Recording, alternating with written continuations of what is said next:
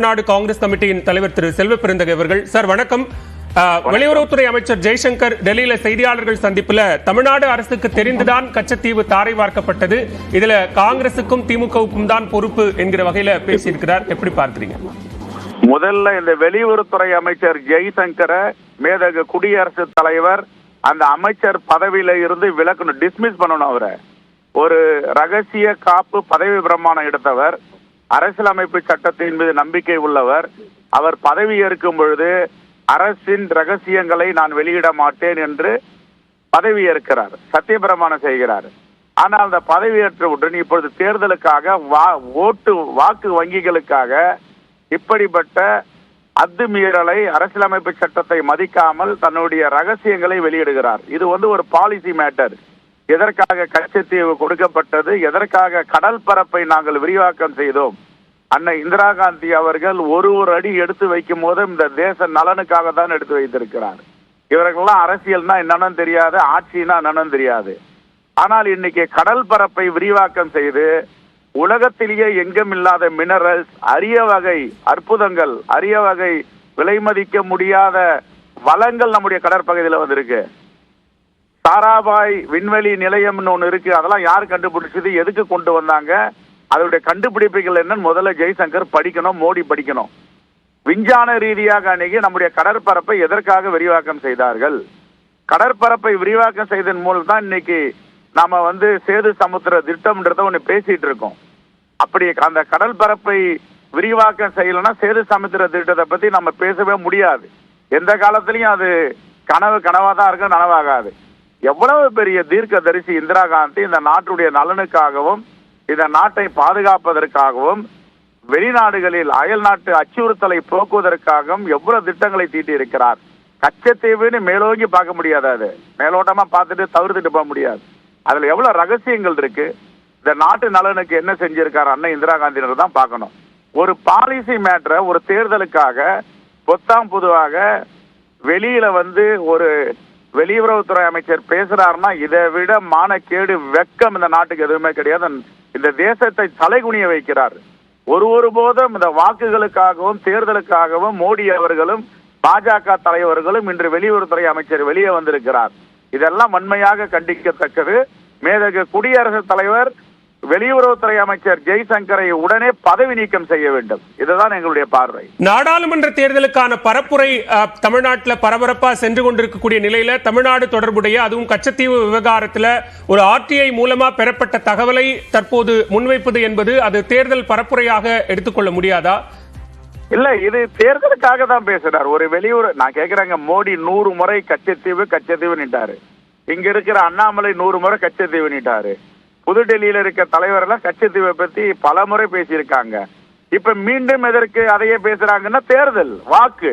இந்த தேசம் பெரியது கிடையாது, இந்த நாடு பெரியது கிடையாது, வெளியுறவு கொள்கை பெரியது கிடையாது, வெளியுறவு ரகசியங்கள் பெரியது கிடையாது.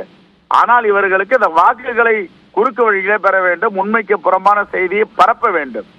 ஆகவே இதையெல்லாம் மக்கள் பார்த்து கொண்டிருக்கிறார்கள். ஒரு இந்திய அரசியலமைப்பு சட்டத்தின் மீது நம்பிக்கை வைத்து ரகசியங்களை காப்பேன் என்று பதவி ஏற்ற ஒரு வெளியுறவுத்துறை அமைச்சர் ஒரு பாலிசி மேட்டர், இதெல்லாம் ரகசியங்கள், இந்த ரகசியங்களை பொது வெளியில வெளியிடுறாருன்னா எவ்வளவு பெரிய குற்றம், இது எவ்வளவு பெரிய தவறு.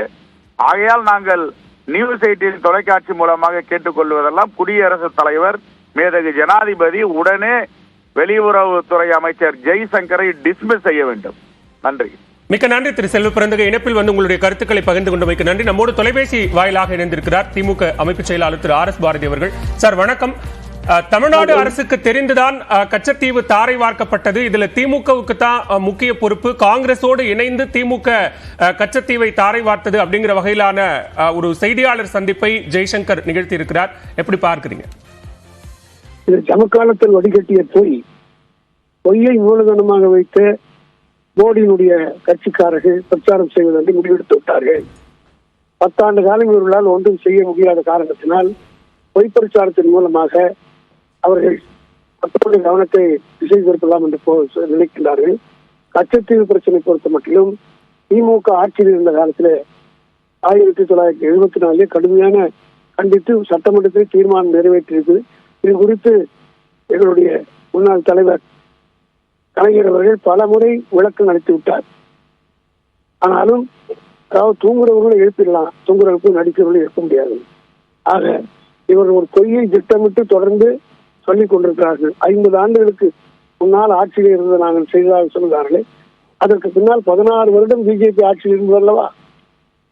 வாஜ்பாய் ஒரு 6 வருடம், இவர் மோடி எல்லாம் உள்ள மோடி ஒரு 10 வருஷம் இருந்தார் அல்லவா? என்ன செய்தார்கள் இவர்கள்? இலங்கையிலே கட்டத்தீவு விட்டு கொடுப்பதற்கு பதிலாக எங்களை தமிழர்களை சுட்டுக் கொன்ற, தமிழ் இனத்தையே அழித்த இலங்கை அரசுக்கு 34,000 கோடி ரூபாய் அளவுக்கு இந்திய அரசின் சார்பாக நிதி உதவி மோடி அரசு செய்ததா இல்லையா? அதே போல இலங்கையில் இருக்கக்கூடிய மின்சார வாரியத்துடைய கான்ட்ராக்டை அதானிக்கு பெற்றுக் கொடுவதற்கு தலையிட்ட பிஜேபியுடைய தலைமையும் பாஜகவும் கட்சத்தீவு கேட்பதற்காக மீட்டுக் கொடுப்பதற்கு ஏன் அக்கறை காட்டவில்லை? இலங்கையில் இருக்கிற கிரிக்கெட் வாரியத்திற்கு அமித்ஷாவுடைய மகனை கொண்டு போய் அங்கே அங்கீகாரம் கொடுப்பதற்கும் அவரை உள்ளே நுழைப்பதற்கும் பேச்சுவார்த்தை நடத்திய பிஜேபி இலங்கை தமிழ் பிரச்சனைகளுக்கு அவர்கள் பேசுகிற போது கட்சத்தீவு பிரச்சனை பேசுவதற்கு என்ன தயக்கம்? மக்களை ஏமாற்ற இப்படிப்பட்ட பொய் பிரச்சாரத்தை ஒரு அமைச்சர் பொறுப்பில் இருக்கிற போது இப்படி பேசக்கூடாது. அதுவும் தேர்தல் நேரத்தில் இப்படி பொய்யான பிரச்சாரத்தை செய்கிற மந்திரிகள் மீது தேர்தல் ஆணையம் வேடிக்கை பார்த்துக் கொண்டிருக்க கூடாது. அவர் மீது நடவடிக்கை எடுக்க வேண்டும், உண்மையை பேச வேண்டும். அதற்கு மாறாக இப்படி பொய் சொல்லிக் கொண்டிருந்தால் தமிழ்நாட்டு இந்தியாவிலே அவர்கள் இப்படித்தான் மூலதனமாக வைத்து செய்யலாம் என்று பார்க்கிறார்கள். இன்னும் தேர்தல் நெருங்க கலரான பொய்களை எல்லாம் இவர்கள் சொல்வார்கள். அதை தமிழ்நாட்டு மக்கள் நம்ப மாட்டார்கள். ஜெய்சங்கர் அல்ல, எந்த சங்கர் வந்தாலும் இங்கே அது ஈடுபடாது என்பதை நான் பணிவோடு தெரிவித்துக் கொள்ள வேண்டும். மிக்க நன்றி திரு ஆர் எஸ் பாரதி. இணைப்பில் வந்து கருத்துக்களை பகிர்ந்து கொண்ட மிக்க நன்றி. நம்மோடு தொலைபேசி வாயிலாக இணைந்திருக்கிறார் மூத்த பத்திரிகையாளர் திரு ராதாகிருஷ்ணன். வணக்கம் திரு ஆர்கே.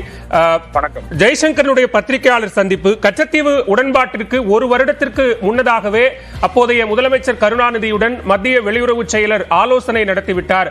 அதற்கு அப்போதைய முதலமைச்சர் உடன்பாடு தெரிவித்து விட்டார் அப்படிங்கிற வகையில் நிறைய கருத்துக்களை பகிர்ந்து கொண்டிருக்கிறார். தமிழ்நாடு அரசுதான் கச்சத்தீவை தாரை வார்த்ததற்கு முக்கிய பங்காற்றியது அப்படின்னு சொல்லியிருக்காரு.